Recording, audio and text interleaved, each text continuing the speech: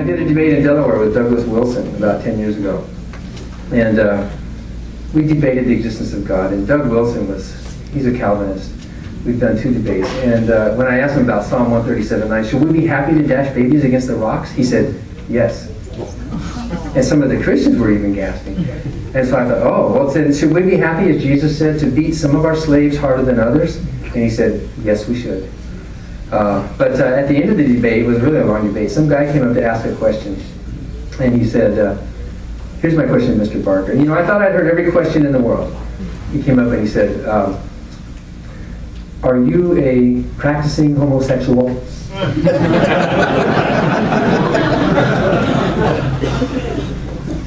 And I couldn't really think, I didn't want to try too hard to distance myself from homosexuals. Like, oh, no, I'm not. I just said, I don't remember what I said. Probably like, why is that relevant? And if I were, I would be proud of it or something. But, and I later learned that what I should say, if that ever happens again, is, no, I'm not, but now that I've met you.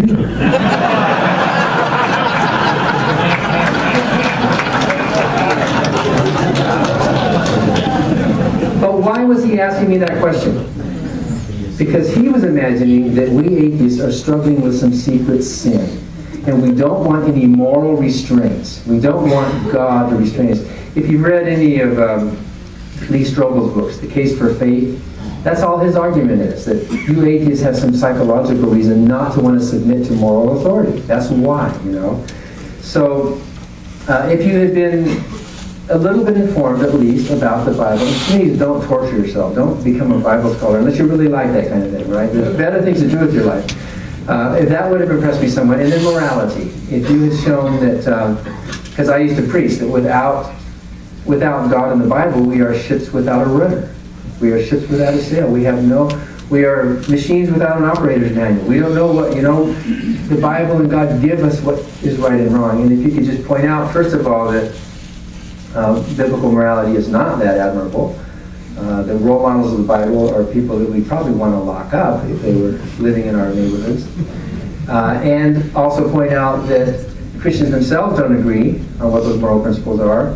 And point out that all the studies show that on balance, believers, especially born-again Christians, are not more moral by any measure. They have a higher divorce rate than non-Christians, if that's a measure of morality. You know what the highest group is in the country for divorce rate? Southern Baptists, yeah. Southern Baptists, of people who have been married, 29% have been divorced. And the average born-again Christian is 25%. And guess who's at the bottom at 21%? Atheists. Yeah. Atheists and Roman Catholics. And maybe because it's harder for Roman Catholics to get a divorce, maybe that's part of it. And maybe because a lot of atheists wait longer and the relationship falls apart before they become a statistic. I don't know.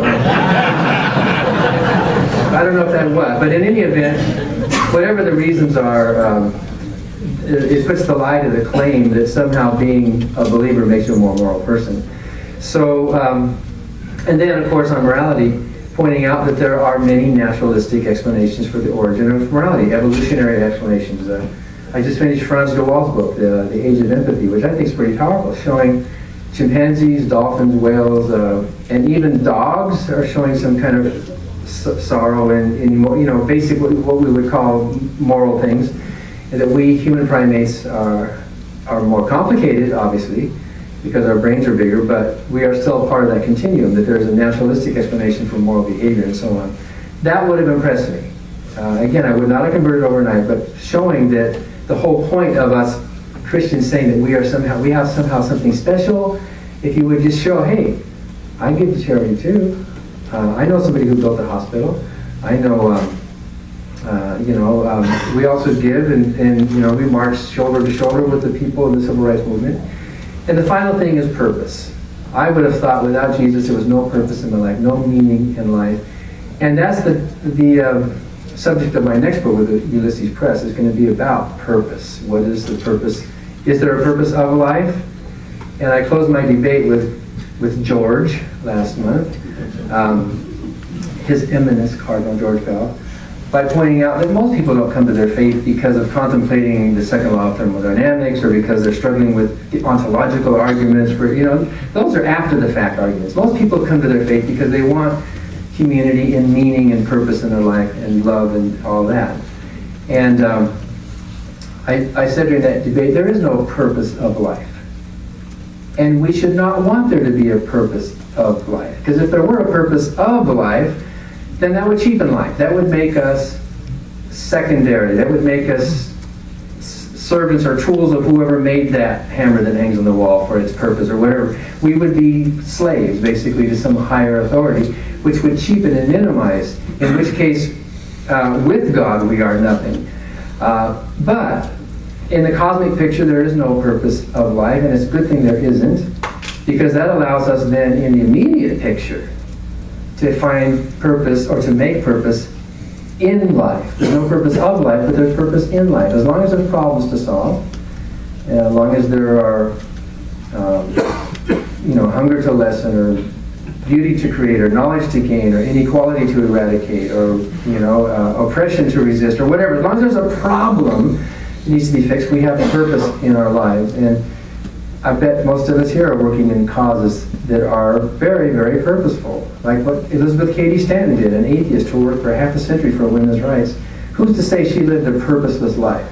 There was no purpose of her life, but there was plenty of purpose in her life. And for me, that would have clarified a lot. Instead of me thinking, how do I fit into this army, family, but thinking, how can I actually become a participant on my own in making the world a better place? So try those three things, and if, with any luck, the kind of fundamentalist you're talking to will be someone like I was, and you might make a little bit of a difference. And if you don't, then just sleep in on Sunday morning and you're good. Do we have time for questions?